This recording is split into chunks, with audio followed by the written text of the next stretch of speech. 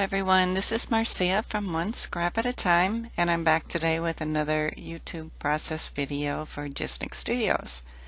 So today I'm using a couple different floral cut files. One of them is the Floral Swag 3. That's the one I'm working with right now. And the other one is Blossom Blooms. So what I did is I cut this die cut out 3 times, erasing parts of the greenery and the flowers to just get the colors that I wanted. So cut it out the first time to get the green, and then I erased everything but that big center flower, and then I went back to the full floral swag and went back and erased everything but the little flowers. It helps to have some of them be the same size so it's not so much work to do. But what I like to do for my digital die cuts is I'm inking the edges with some chalk ink. And that's just because when I cut these out of pattern paper, it has that white core. And I like to give it some dimension also by chalking the edges. I just like the way it looks. Better than seeing that white paper core edge, and to me that looks unfinished. Once I'm done chalking all the edges, I'm gluing down my flowers on the swag. So the Blossom Blooms cut file also had greenery on it, and I thought it would be too much greenery in my floral wreath that I want to do. So I decided to erase the greenery from my Blossom Blooms flowers before I cut them out, so I have just the flower. So I could have selected a different digital cut file, I suppose, but I really liked this particular flower because of the swirls, and I thought it would be a good addition with these flowers that I have here. So the swirly ones will look kind of like roses, and these look like maybe blue forget-me-nots and maybe some pansies, maybe even they could be, or petunia. So many different kinds of flowers that it would be perfect. So I also wanted to add some flower wood veneers to my layout for dimension. And these wood veneers came from the Jillibean Soup Healthy Hello collection. And what I did first of all is to paint them with some gesso. And by doing this, my ink will show up better. So if I did it with just the plain wood veneer with the brown undertone, I wouldn't get that vibrant red color. So that's why I painted them first with just some gesso. You could use white acrylic paint too, that would work. And then I'm chalking them here with some Quick Quotes Powder Puff chalk ink. I like these inks. I have them in a lot of different colors, and they work well for chalking wood veneers for my papers, and they blend really well. So I really enjoy using these. Alright, so we're going to start the layout by splattering some gold Heidi Swapp Color Shine. I thought it would be better to do this first and not get it all over my flowers. And then just a quick wipe with a roll of paper towels picks up the excess so that I'm not making a mess all over the place and smearing it on my paper. So that's a neat trick to do with the paper towels. And I'm arranging my die cuts on my page. So I'm mixing the yellow Blossom Blooms, and I'm mixing them with the floral swags that I had cut out. So I haven't mentioned yet which paper collections I'm using here. The floral swags, I think, are mostly Jillibean Soup Farmhouse Stew, and I think the yellow checkered paper came from Jillibean Soup Healthy Hello. So one of the things I like about Jillibean Soup collections is many of them will coordinate with each other, so you can mix and match really well.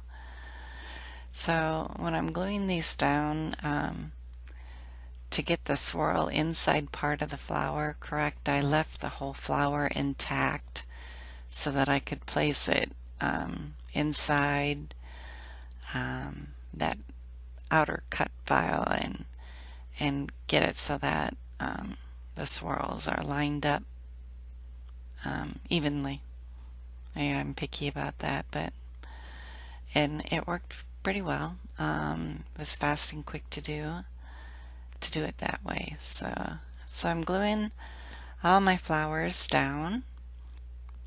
I went through my button stash and I picked out some buttons that would coordinate well with these pattern papers. So I have some reddish pink buttons that I'm going to put on top of those red flowers, and then I have some small blue buttons that I'm going to put on top of those smaller blue flowers.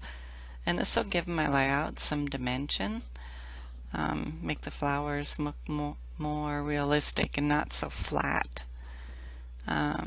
So what I like to do with buttons is I like to tie a little bit of string inside the button instead of just leaving it plain. I think it adds a little bit of interest. So you can see the photo here that I want to scrap today is a photo of my dad when he was a little kid making his first communion. And so since it's a first communion photo, I thought first communions are usually in the spring, and flowers are spring, and so I thought the flowers would work really well with this photo, even though I don't usually like doing flowers on layouts for guys. But in this case, I really like it. You can see that the weather is nice.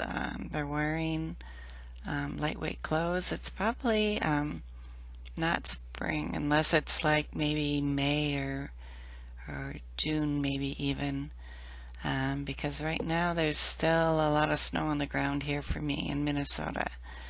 But my dad grew up on a dairy farm in Minnesota, and he was the youngest of 11 children. And so my grandparents they're probably in their 50s, maybe late 40s, early 50s in this photo. My dad, I think, is probably 7, something like that.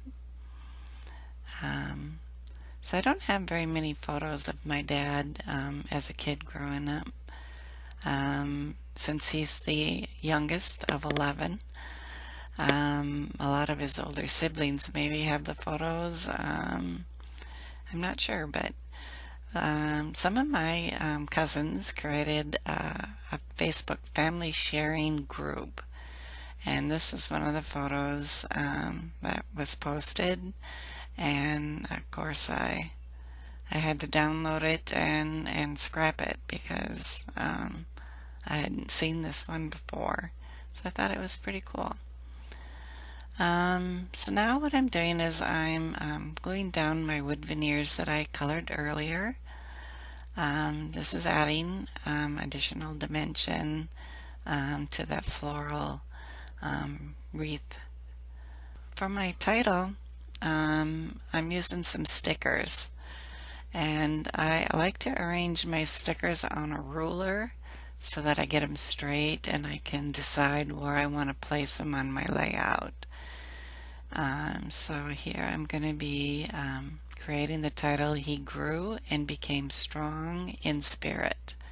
So, and I'm sorry my video cut out there. I hadn't realized that I was over my 15 or 20 minutes that my digital camera allows, and I was going ahead and doing the title without realizing it wasn't all on film.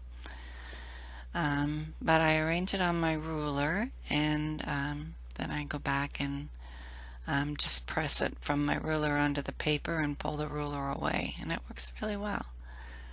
So I'm going back now and I'm adding some twine around my photo, and I tied a bow there with a tool that I have called a Bow Easy. And I love that tool for tying bows. It ties the best bows. It's called Bow Easy.